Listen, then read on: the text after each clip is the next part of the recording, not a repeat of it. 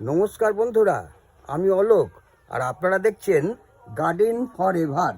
তা আসুন এবার আপনাদের একটা অদ্ভুত জবা দেখাই। দেখুন এই গাছে 3 থেকে 4টি জবা ফুল হয়ে আছে। টবটা দেখুন, কত ছোট্ট একটা টবেতে এই গাছটা করেছি। দেখুন গেরুয়া জবা, দেখুন জবার মধ্যে জবা। আপনারা ভালো করে লক্ষ্য করুন, জবার কালারটা দেখুন, এবং দেখুন একটা জবার মধ্যে জবা। এই দেখুন, দেখছেন কি সুন্দর। আর টবটা দেখুন কত ছোট্ট একটা টবে। আর এটা অতি সাধারণভাবে এই জবাটা করেছি। তা এই জবাটা আমাকে অন্য একটি বড় টবে দিতে হবে। তা যাই হোক, সেটা তখন দিলে হয়তো আরও বেশি পরিমাণে আমি ফুলটা পাবো। অতি সাধারণভাবে এই গাছটা আমি বসিয়েছি, গোবর সার, মাটি, আর কিচ্ছু নেই এই টবটাতে। একটুখানি মাঝে মাঝে উস্কে দিই, আর মাঝে মাঝে এটাকে জল জল দিই।